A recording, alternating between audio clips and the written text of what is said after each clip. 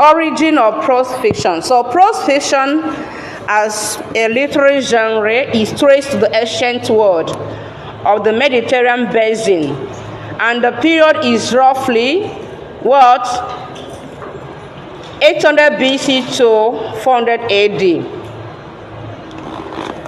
But what we have as prose fiction can be traced to three sources. One, early epics. Two, Bible stories. Three, romances and other works of notable writers like Boccaccio, Geoffrey Chaucer, Sir Thomas Malory, and others. Then looking at epic as one of the origins of prose fiction, then we'll say that an epic is what? A long narrative poem that tells what? A story. And in that story, a hero is involved. It tells a story about the heroic deed of a particular character. Okay. So Western tradition of prose fiction dates back to the verse epics of the earliest century. Verse, this epic we are looking at is what? Is a poem. But a poem written in the form of what?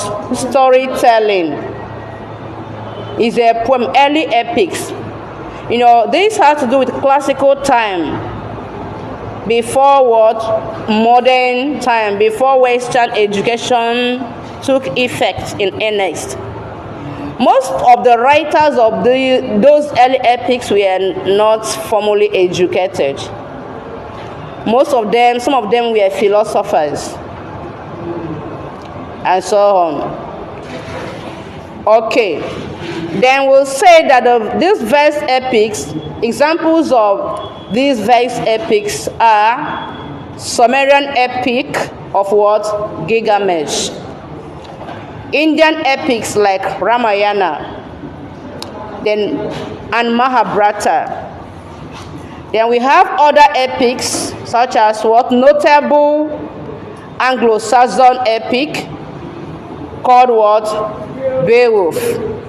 We have Homer's epic called Iliad and what? Odyssey. And another epic by Virgil called Aeneid. Virgil, almost all of them are classical poets. We'll come to that later. Because if you look at the centuries attached to those poems have mainly centuries before what? The coming of Christ. Are we together? And if you look at some of those early epics, yes, we have a lot of things that, can we say that the modern prose fiction borrowed from them, even though that most of them were based on, they lack what they call verisimilitude. That is element of realism.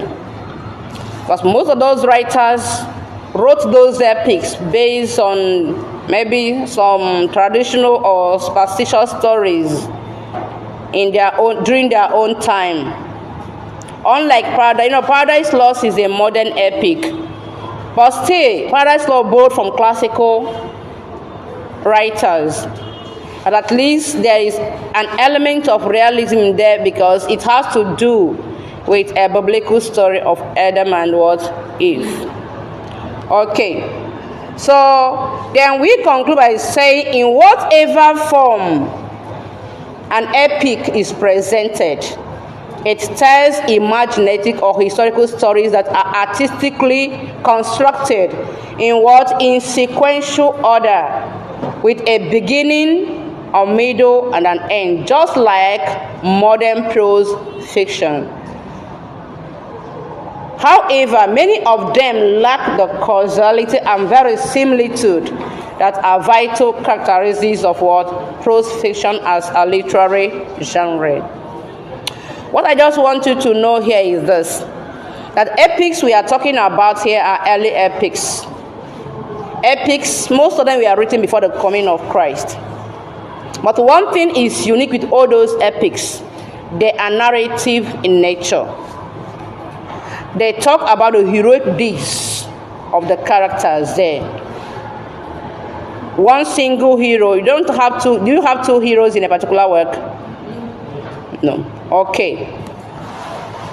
Then also know some examples of those early epics. But one thing is there is a chronological arrangement of events. The stories were told in a logical sequence, from the beginning to the middle and to the end. Okay. So how many early epics did we mention here?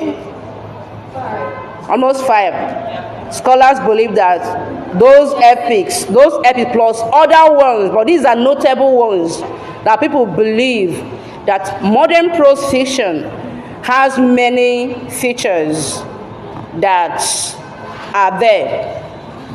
Then second one is the Bible, the second origin of prose fiction, the Holy Bible. Some scholars refer to the Bible as the forerunner of modern prose fiction. And this group of scholars uses Genesis, majorly Genesis, the first book of the Bible, as a point of reference. Genesis chapter 1 talks about the creation of heaven and earth. And those scholars ended up calling it the Hebrew myth of creation. For them, there is nothing like God created. In the beginning, God created heaven and earth. It is a mere myth. Okay, so they also made a reference to other Bible chapters, such as another part, apart from the creation of the heaven and earth in Genesis, there is also a story about the fall of man. There is also a story about how Cain, the first murder that was committed here on this earth, how Cain murdered his brother Abel. So these are the points of reference for those scholars. They also believe that this idea of using someone's name as a title of a novel, that the idea came from the Bible, like the book of Ruth, the book of Samuel, Mark, and that's why something like Robinson Crusoe is a novel now. It's not true. Jane Eyre is a novel, and it is a name of a human being. In the novel, I'm not about the real life. Because when we read those novels, we find that the hero in Robinson Crusoe is Robinson Crusoe. The hero in Jane Eyre is Jane Eyre. Are you with me? Okay, Mime Boy has another name there. So the idea, there was one particular novel we read, was in primary school, Chike and the River. Chike and the River, and other things. So they believe that idea of using someone's name as a title of a novel was got from the Holy Bible, the book of Job and other things. Then the third origin, I will turn to you. The third origin is romance.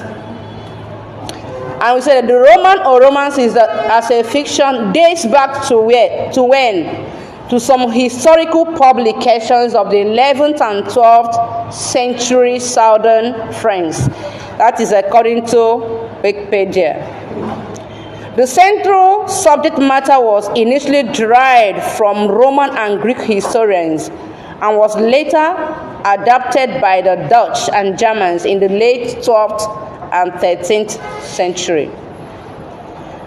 The subject matter of the early romance was based on Arthurian histories that were fashionable in the late 12th century. 12th century had to do with medieval period. We'll come to that later. Middle Ages or medieval period. So they believe that the subject matter of early romance, was based on Arthurian histories.